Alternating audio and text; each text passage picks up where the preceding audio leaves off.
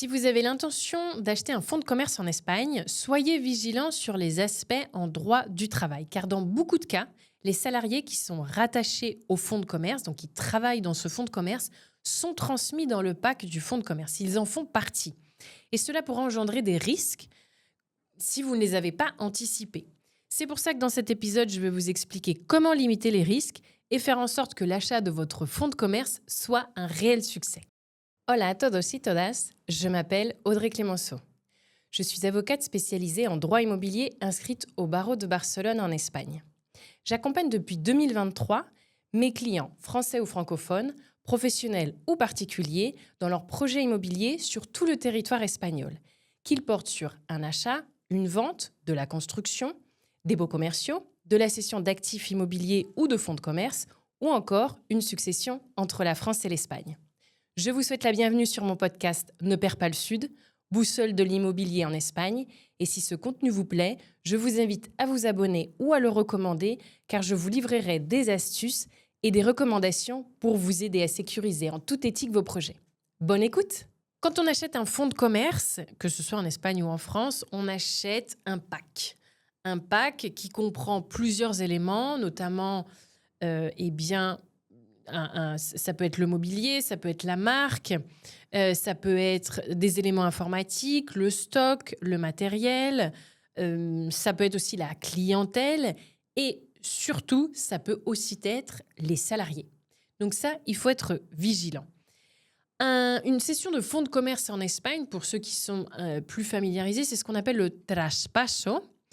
Et donc, il faut voir qu'est-ce que ce traspaso inclut pour vous et comprend.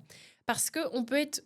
il y a plusieurs cas de figure. On peut simplement appeler traspaso le fait que vous avez une cession de bail. Si c'est une cession de droit au bail, là, il n'y a pas de problème. Vous ne cédez pas le fonds de commerce. Vous cédez simplement un bail, un contrat.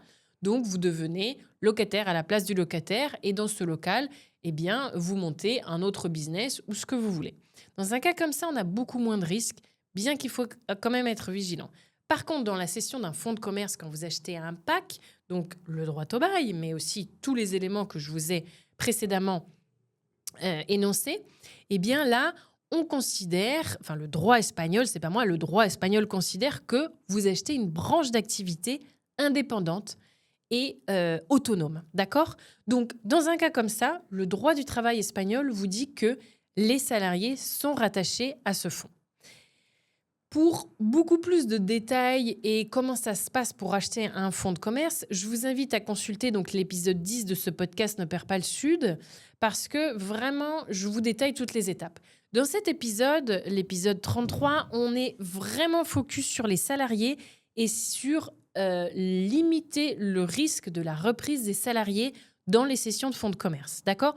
Donc, on va parler exclusivement de ça. Et qu'est-ce que nous dit le droit du travail espagnol ? Eh bien, le droit du travail espagnol vous dit que lorsque vous rachetez un fonds de commerce, un pack, comme on l'a dit tout à l'heure, eh bien, vous êtes tenu de reprendre à votre charge les salariés qui sont affectés à ce commerce. D'accord ? Je vais prendre l'exemple pour que vous compreniez bien d'une société qui a 3 restaurants et qui a donc des salariés sur les 3 restaurants. Si vous achetez les 3 restaurants, eh bien, vous allez devoir reprendre la totalité des salariés. En revanche, si vous achetez un seul restaurant des 3 restaurants, eh bien, vous serez tenu de reprendre que les salariés qui sont attachés à ce restaurant-là et qui travaillent à temps plein ou à temps partiel, mais pour ce restaurant-là, et non pas les autres restaurants. D'accord ? Ça, c'est important à comprendre. Donc ça, c'est la première chose. Vous reprenez les salariés, donc vous devenez leur employeur, avec les mêmes contrats de travail, bien évidemment. On ne peut pas leur faire un nouveau contrat de travail. Donc, il faut maintenir leur ancienneté, leur salaire, leurs avantages, etc. Donc ça, c'est important parce qu'il faut faire un audit au préalable de l'achat du fonds de commerce, de quels sont les salariés, quels sont le nombre des salariés et quelles sont les clauses du contrat de travail de ces salariés. Mais aussi, le droit du travail espagnol prévoit que vous allez répondre en tant qu'acquéreur solidairement avec le vendeur des éventuelles dettes de sécurité sociale et des indemnités de licenciement du vendeur. D'accord ? Ça veut dire quoi ? Ça veut dire qu'en reprenant les salariés, si le vendeur n'a pas payé ou n'a pas correctement payé les charges sociales de ses salariés, eh bien, la sécurité sociale va pouvoir venir vous les réclamer à vous, alors que vous n'y êtes pour rien. Vous venez simplement de racheter un fonds de commerce et finalement, il y a des casseroles dans ce fonds de commerce que vous allez reprendre. D'accord ? La responsabilité solidaire, ça veut dire que la sécurité sociale peut réclamer aussi bien au vendeur comme à l'acheteur, comme aux deux. D'accord ? Et elle peut réclamer la totalité de la dette à chacun d'entre eux. Donc, c'est important. Indépendamment du fait qu'après, entre vous, vous pouvez éventuellement vous réclamer, le créancier, lui, peut réclamer la totalité de la dette à une ou l'autre personne indépendamment. D'accord ? C'est pareil pour les indemnités de licenciement. Si jamais le vendeur a licencié un ou plusieurs salariés rattachés à ce fonds de commerce, eh bien, s'il a mal payé ou s'il n'a pas suffisamment payé donc les indemnités de licenciement, les salariés pourraient réclamer votre responsabilité en tant que repreneur. D'accord ? Donc ça, c'est important à savoir parce que s'il y a un salarié qui va au prud'homme pour réclamer donc un complément de licenciement ou on l'a licencié sous une modalité et puis lui il considère que c'est pas vrai, enfin en tout cas s'il y a un litige au prud'homme, eh bien ce salarié pourrait assigner le vendeur comme vous l'acquéreur au prud'homme. D'accord ? Donc c'est important. Alors, comment peut-on limiter ces risques ? Parce que c'est ce que prévoit le droit espagnol, donc on ne peut pas s'y affranchir, on ne peut pas dire « Ah ben non, moi je ne reprends pas les salariés ». Non, ça fonctionne comme ça, vous n'avez pas le choix en fait. Par contre, comment est-ce qu'on peut limiter les risques ? Eh bien, je vais vous donner trois éléments importants à prendre en compte pour limiter les risques. La première chose, c'est qu'il faut faire une due diligence, qu'on appelle un audit juridique, de tous les aimants du fonds de commerce, d'accord ? Y compris les salariés. Combien sont-ils ? Quelle est leur ancienneté ? Quel est leur type de contrat ? Est-ce que c'est un contrat saisonnier ? Est-ce que c'est un CDI, un CDD ? Quels sont leurs salaires ? Où est leurs avantages en nature ? Parfois, il y a des avantages en nature. Donc, il y a tout un audit à faire sur ces contrats de travail pour bien connaître les conditions de ces salariés pour que vous sachiez si finalement vous souhaitez vous positionner sur ce fonds de commerce ou pas. D'accord ? Ça, c'est important. Ensuite, le deuxième point important, c'est identifier les salariés que vous souhaitez reprendre dans le cadre du fonds de commerce ou ceux qu'il faut licencier. Pourquoi ? Parce que, en règle générale, quand il y a une cession de fonds de commerce, alors, il peut y avoir plein d'hypothèses, mais une des hypothèses assez fréquentes, c'est que, eh bien, pour le vendeur, ce fonds de commerce n'est pas assez rentable ou il n'a pas le temps de gérer plusieurs fonds de commerce. S'il en a plusieurs, donc il se défait d'un fonds de commerce. Mais il est possible qu'en faisant l'audit juridique des salariés, on s'aperçoit que pour ce type de fonds de commerce, ce type de business, eh bien, peut-être il y a trop de salariés qui sont embauchés et que ça engendre une charge salariale trop importante, qui fait qu'on perd en rentabilité. Dans un cas comme ça, on pourrait imaginer sur un fonds de commerce qui est 4 salariés, se dire, il y en a un sur les 4 qu'on va licencier dans le cadre de cette reprise de fonds de commerce parce qu'on considère qu'on n'en a pas besoin ou parce que vous, comme repreneur, tout simplement, vous souhaitez dédier 100% de votre temps à ce fonds de commerce, à ce nouveau projet, et donc vous souhaitez y travailler. Du coup, vous avez un salarié en trop.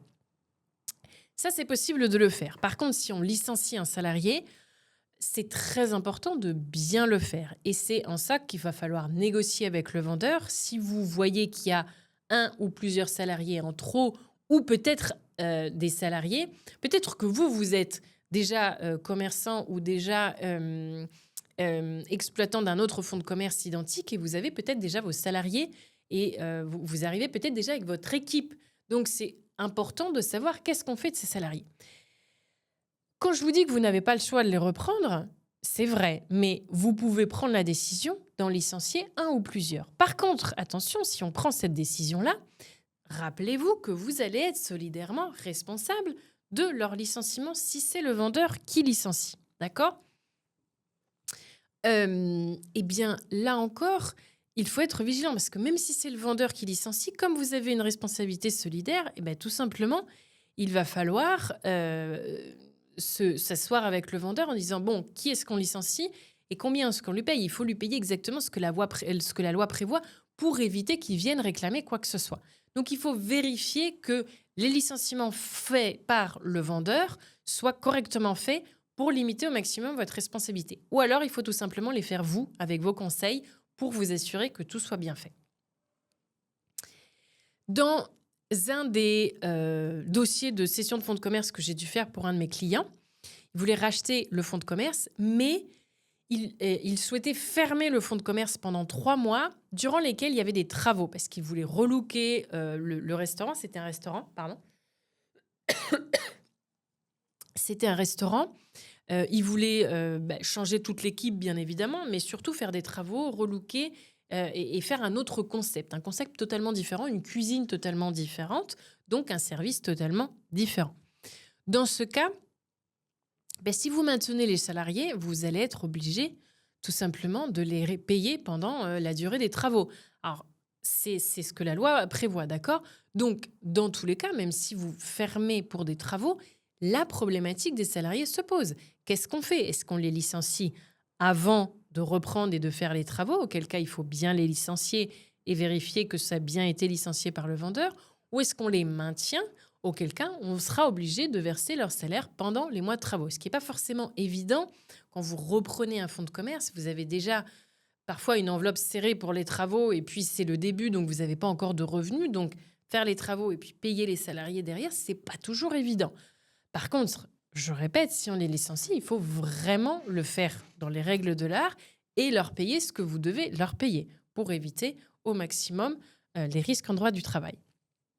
Donc là, ce qu'on avait fait dans ce cas précis avec mon client, c'est qu'on avait négocié et on avait pris la décision que le vendeur licencie donc tous ses salariés lui-même avec le double check de mon équipe, parce que moi, je ne suis pas spécialiste en droit du travail, donc j'ai quelqu'un dans mon équipe qui l'est, pour vérifier que tous les licenciements faits par les vendeurs ont bien été faits pour justement limiter au maximum les risques.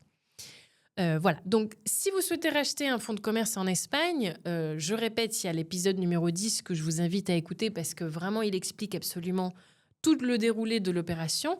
Mais là, on est focus sur les salariés. S'il y a des salariés dans le fonds de commerce que vous souhaitez reprendre, eh bien, n'hésitez pas à me contacter pour convenir d'un rendez-vous de consultation juridique et pour que je vous explique bien dans le détail, pour votre cas concret, qu'est-ce qui va se passer et comment limiter les risques.